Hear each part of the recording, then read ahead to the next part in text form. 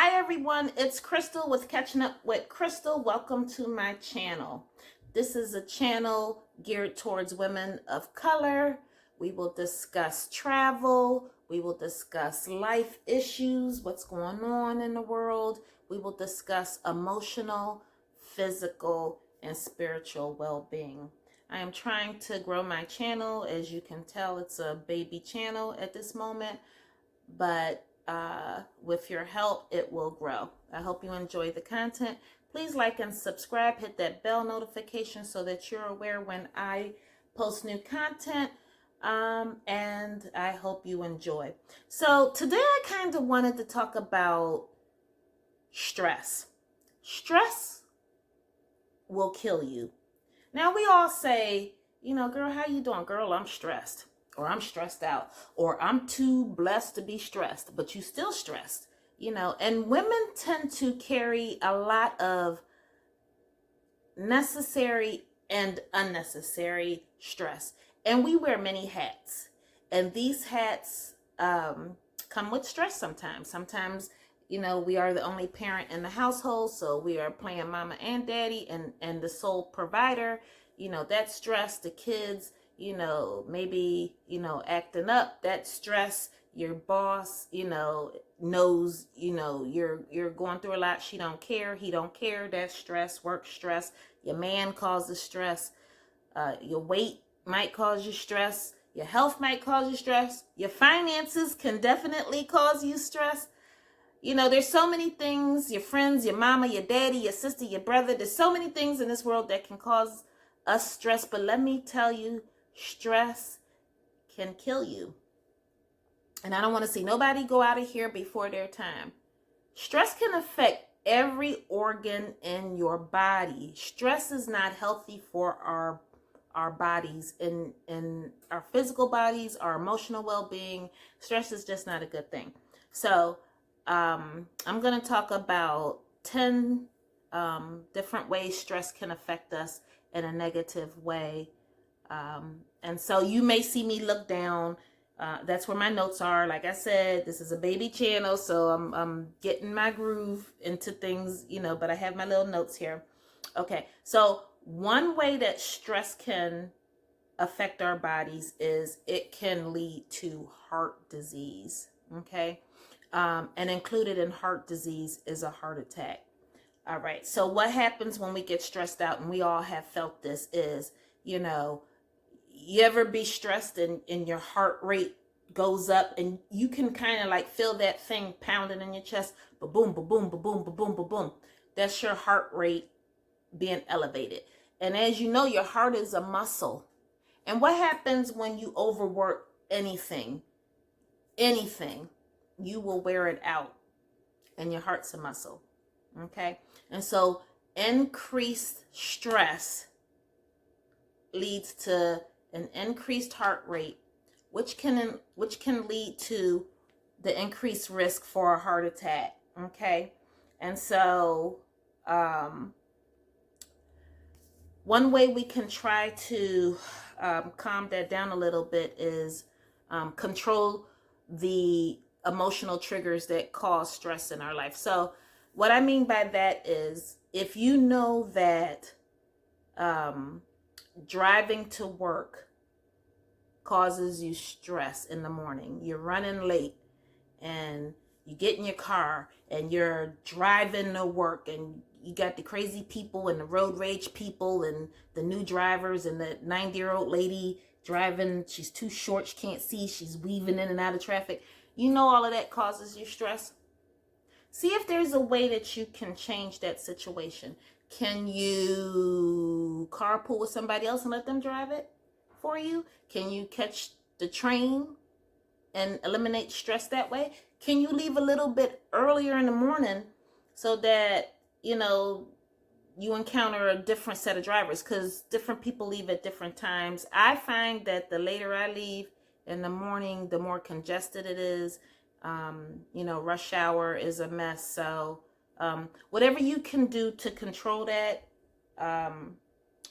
try to avoid avoidable stresses is what I'm saying. Stresses also lead Stress also leads to issues with your lungs. There's evidence saying that stress can worsen asthma if you've already have asthma. One thing that happens when we are stressed out is our muscles get tense. Everything tightens up. Okay. And so if you already have an issue with breathing, and everything is tight, and that includes the things inside of your lungs, the vessels constrict or get tight, less air can flow through, and then that can trigger an asthma attack. And again, asthma is a word that we hear in our everyday language, but asthma can kill. If you have asthma, I don't have asthma, but I'm a nurse practitioner, and I'm here to tell you that people do die from asthma attacks. Their bronchioles and the vessels in their lungs constrict. No air can get through, and they can suffocate and die. And what a terrible death, to be gasping for air, right? And you can't get anything in. You can't get anything in and die. And so stress can trigger asthma attacks. And so if you have asthma, again, try to avoid stressful situations, but then again, also focus on one spot, relax,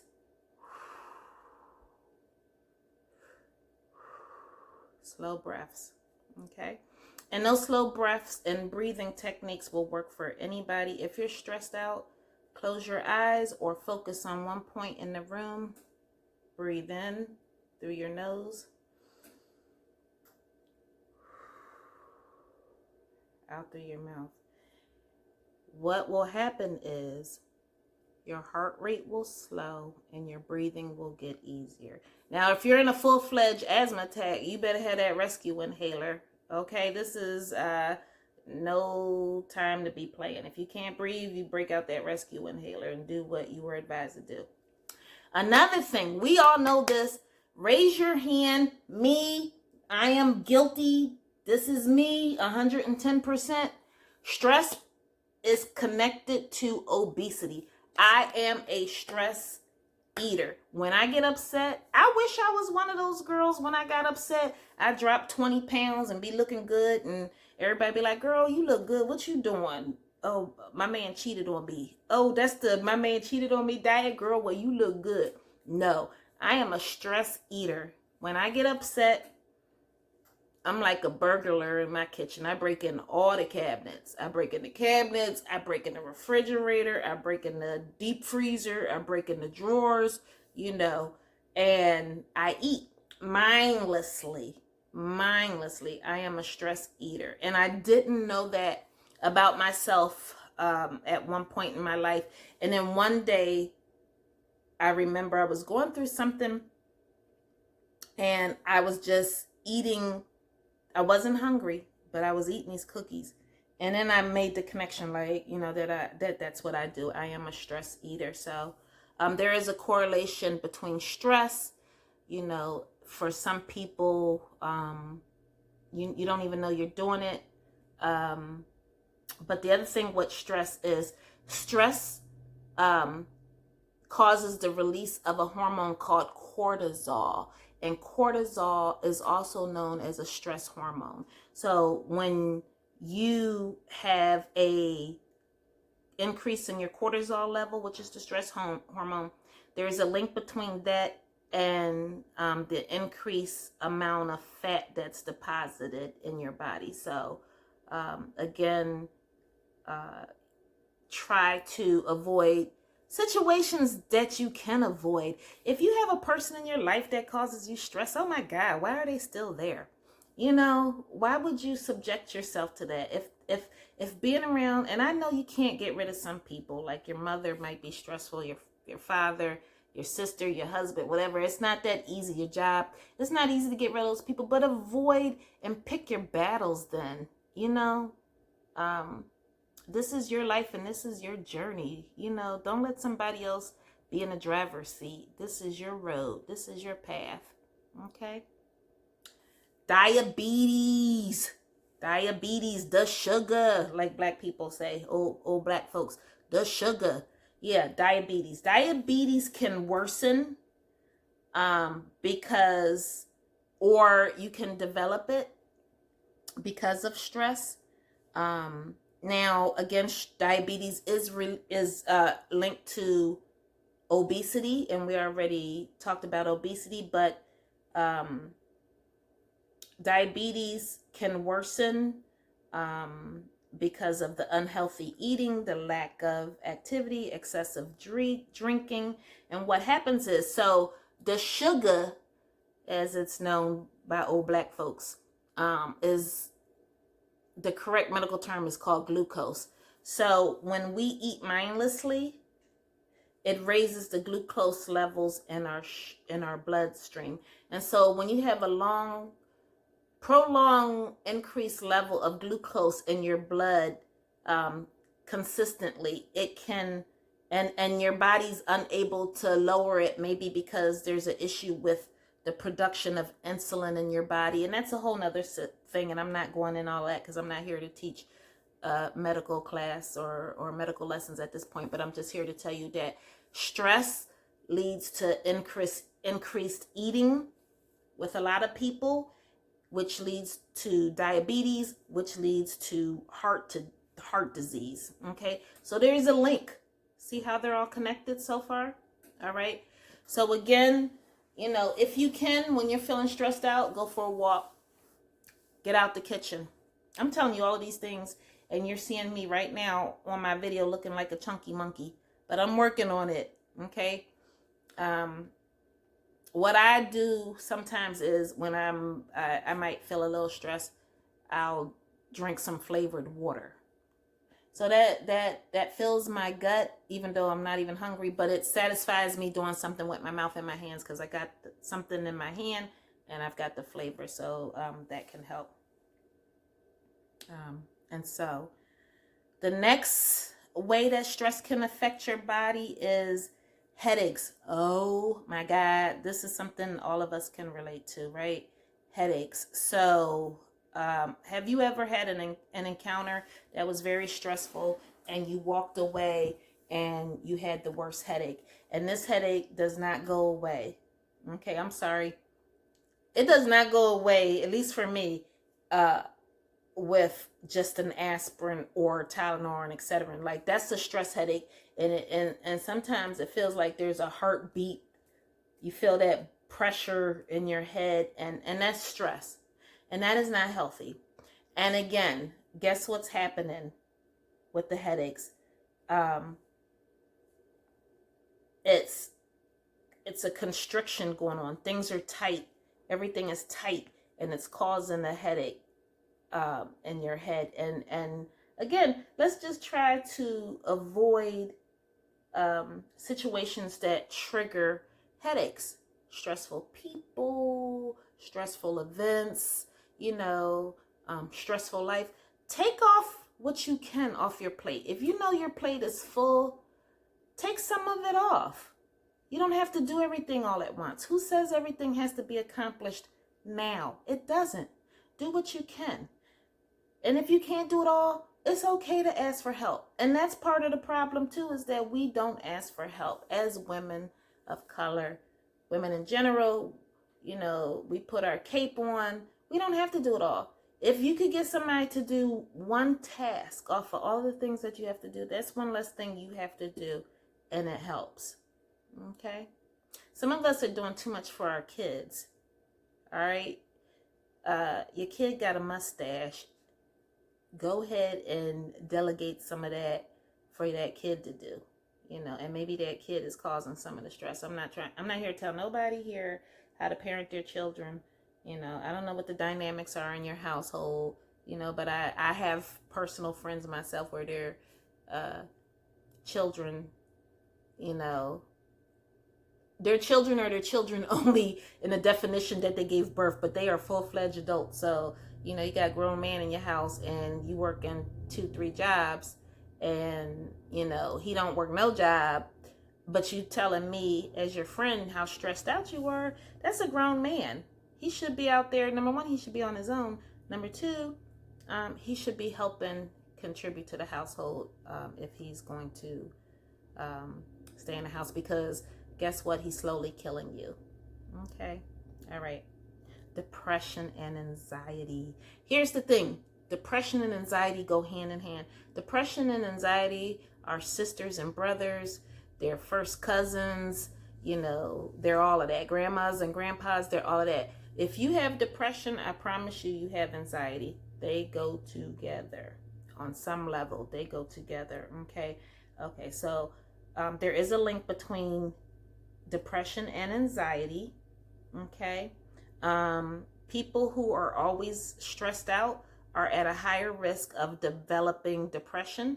And people who are stressed out are usually anxious at some point anyway, because you're like, oh my God.